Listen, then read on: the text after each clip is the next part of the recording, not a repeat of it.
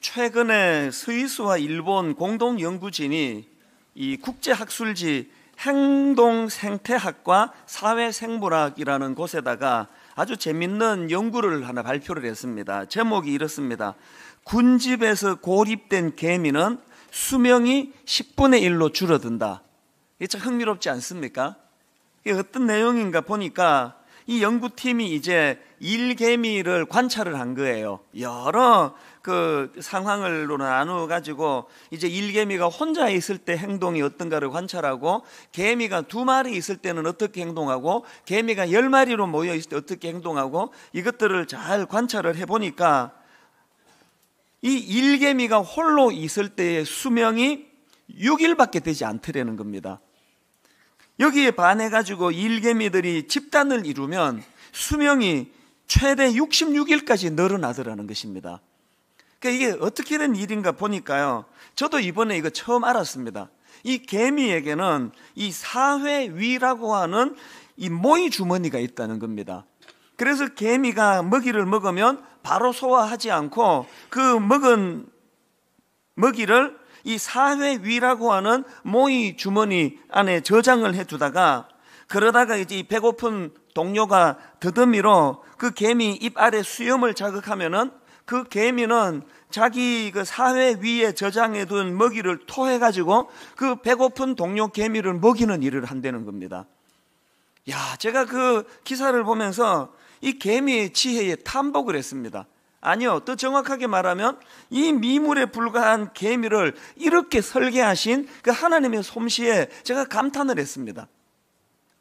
여러분, 그 개미에게 사회위라고 하는 장기를 설치해 두시는 하나님을 보면서 저는 하나님의 창조 질서, 하나님이 뭘 원하시는가를 저는 발견하게 되는 겁니다. 그 기사에 보니까 그 개미에게 적용되었던 그것이 우리 인간에게도 그대로 적용이 돼가지고요, 사람도 외로움이 지나치면 이 목숨마저 위협받을 수 있다는 겁니다. 시카고 대학의 그 심리학과 존 카시오포 교수가 작년에 그 미국 과학진흥협회 연례학술대회에서 뭘 발표했냐니까 이런 걸 발표했습니다. 외로움은 노년층의 조기 사망 가능성을 14%나 증가시킨다. 이분이 2010년도에도 비슷한 발표를 한 적이 있었는데요, 외로움이 비만보다 조기 사망에 2배나 더 큰 영향을 미친다. 그 뭘 모르는 우리는 맨날 그냥 살만 빼려고 애를 쓰는데요, 우리가 진짜 행복해지기 위해 가지고는 이 만남, 이 관계가 회복되지 않고는 안 된다는 그 얘기예요. 캐나다에 있는 콘코디아 대학교 연구진도 비슷한 발표를 했는데요, 이민 온 학생이 새로 친구를 사귀지 못하고 외톨이가 되면 심박 변이가 줄어드는 것으로 나타났다. 이 심박 변이가 줄어들면 어떤 일이 일어났냐 보니까 심장 질환에 걸릴 위험이 있다는 거예요. 그러니까 한마디로 말하면 외로움은 이 심장에도 문제를 일으킨다는 겁니다. 자, 이런 이야기들의 공통점이 뭐겠습니까?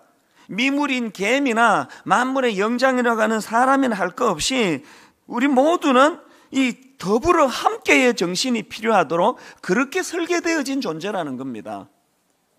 자, 그럼 이런 질문이 가능하지 않겠습니까? 왜 미물인 개미나 인간이나 할 것 없이 왜 혼자서는 안 되고 더불어 함께의 정신으로 살아야 되느냐? 방금 말씀드렸잖아요. 이유 없습니다.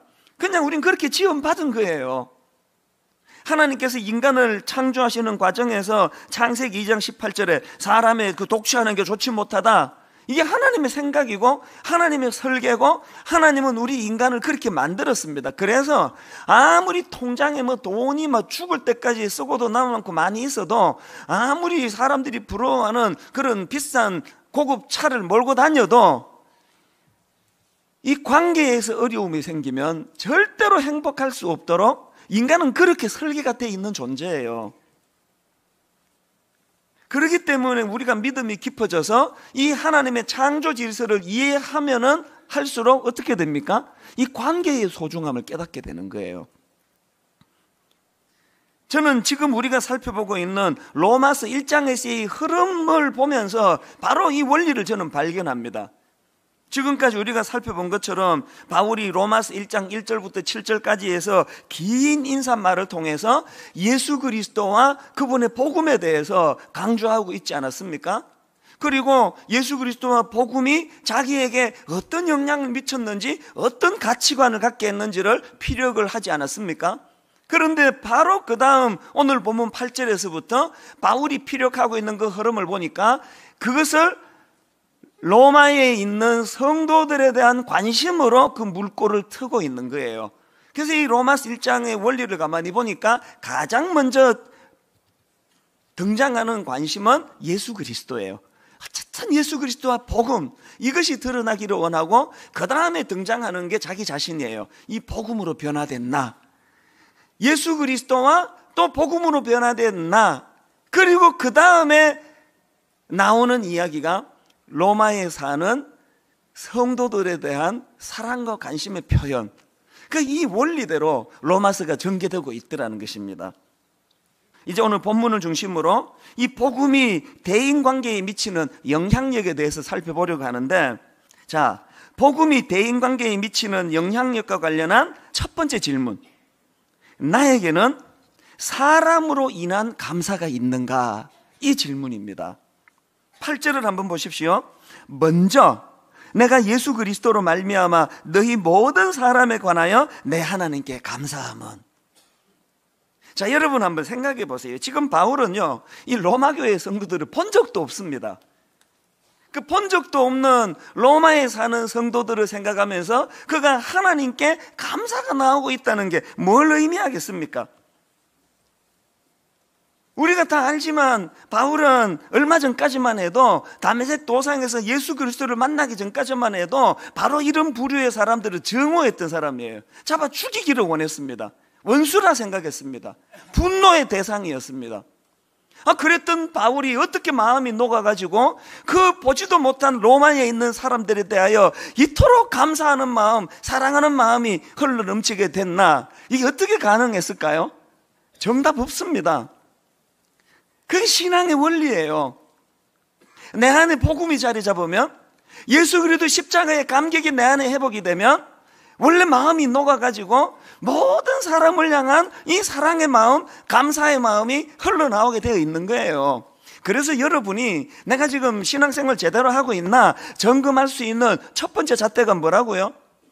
나는 무엇으로 인해 감사가 나오나? 돈 많은 거로 감사합니까? 좋은 차 감사합니까? 바울처럼 사람으로 인한 이 사람의 소중성, 바울은 예수님을 만나고 결정적으로 변화된 게 이 사람에 대한 소중히 여기는 마음. 그래서 여러분, 바울이 감옥에서 썼다고 하는 빌레몬 1장 7절을 한번 보십시오. 형제여, 성도들의 마음이 너로 말미암아 평안함을 얻었으니 내가 너의 사랑으로 많은 기쁨과 위로를 받았노라. 이 사람으로 인한 바울의 이 감사 감격. 빌립보서 4장 1절도 보니까 이렇습니다. 그러므로 나의 사랑하고 사모하는 형제들, 나의 기쁨이요 면류가 아닌 사랑하는 자들아. 도대체 여러분의 기쁨은 뭡니까? 여러분 인생의 면류관이 뭐라고 생각하십니까? 저는 제가 종종 내가 이 목회를 지금 제대로 하고 있나 이거를 점검하는 잣대를 제가 생각할 때가 있습니다만, 여러분 제 목회 성공의 잣대가 뭐라고 생각합니까? 사람이 몇 명 모였나? 교회 예산이 얼만가? 그런 걸 제 목회 성공의 잣대로 생각하면 저는 아주 유치한 사람이에요. 제 목회 성공의 잣대가 뭐라고 생각하십니까? 나는 사람으로 인한 기쁨이 있나? 나는 성도로 인하여 내 마음이 행복하나? 나는 성도가 성숙해지고 성도가 말씀으로 성장해가는 그것을 보며 하나님께 내 안에 기쁨이 나오고 있나? 이 사람을 소중히 여기는 마음, 이게 신앙생활의 건강성을 보여주는 척도가 돼야 된다는 거예요. 지난주 금요일 날 우리 대학부 연합 수련회였습니다. 1부, 2부, 3부가 이번에 연합으로 해서 이제 그 수련회를 가지게 됐는데, 금요일 날 저보고 개강 설교를 해달라는 거예요. 그래서 오랜만에 우리 교회 대학부 아이들 앞에 이제 말씀을 전했는데요. 제가 그때 말씀을 전한 요지가 이거예요. 너희들이 이 캠퍼스에서 하나님께 얻어내야 될 축복이 여러 가지가 있지만 그 중에 너희들이 진짜 얻어야 될 가장 중요한 축복은 만남의 축복이다. 무슨 대학, 무슨 과보다 중요한 게 그 대학에서 내가 누구를 만나느냐, 이것이 가장 소중하다. 그러면서 제가 무슨 예를 하나 들었냐 하니까요, 제가 부산에 내려가가지고 이제 집회를 이제 하는 중인데요, 이제 낮에 시간이 좀 남아가지고 또 마침 그 부산대학교가 가까운 데서 제가 집회를 했습니다. 그래서 이제 낮 시간에 저 혼자서 이제 부산대학교를 간 거예요. 그리고는 이제 부산대학교 캠퍼스를 쭉 다녀보니까 그 막 이 젊음이 막 그냥 막 피부로 느껴지는 거예요. 그런데 제가 그 부산대학교 캠퍼스를 거니는데 갑자기 제가 나온 대학교가 막 갑자기 그리워지는, 저는 경북대학교 2년을 마치고 2학년 마치고 이제 이민을 가서 졸업은 안 했지만 저는 경북대학교 출신이에요. 부산대학교 캠퍼스를 거니는데 갑자기 이 경북대학교 캠퍼스가 너무 그리워지는 거예요. 그래서 제가 뭘 한지 아십니까? 부산대학교 캠퍼스를 거닐면서 핸드폰으로 경북대학교 시절에 저에게 영향을 미쳤던 고마운 선배님들, 우리 동기, 친구들 전화를 하기 시작했어요. 한 2시간 가까이를 제가 부산대학교 캠퍼스를 거닐었는데요, 아마 1시간 이상을 통화했을 거예요. 계속 통화했습니다. 이분 끝나면 다음 분, 그 다음 분, 그 다음 분. 자, 여러분 생각을 해보세요. 내가 지금 30년 전에 제가 다니던 경북대학교 캠퍼스가 그리워졌는데 왜 사람에게 전화했을까요? 저의 대학 시절이 그립다는 것은요, 저희 학교 교정의 빨간 벽돌 건물이 그리운 게 아니에요. 그 빨간 벽돌 건물 아래에서 이 만남의 축복, 참 철이었고 더디 철이 드는 저에게 내 많은 선배님들이, 신앙의 믿음의 선배님들이 때로는 저를 야단치고 때로는 저를 칭찬하고 격려하면서 저를 이렇게 인도해 주었던 그 사람에 대한 축복, 이것이 저에게 늘 기쁨이 되니까 그날 제가 참 옛 향수에 젖어가지고 많은 분들과 전화 통화를 했습니다. 지난 금요일 날 우리 교회 대학부 아이들에게 이 이야기를 들려줬습니다. 너희들이 무슨 대학 다니는 것보다 더 중요한 것, 그 대학에서 이 만남의 축복을 얻어내야 된다. 좋은 만남을 너희들이 얻어야 된다. 네 옆에 누가 있느냐가 네 인생을 결정한다. 우리가 복음으로 변화가 되면은 물질보다, 환경보다, 그 어떤 것보다 이 사람이 소중하다는 것, 이 사람으로 인해 내가 감사가 나온다는 것, 분당 우리 교회 모든 성도님들은 하나님 안에서 이 은혜를 누리게 되시기를 바랍니다.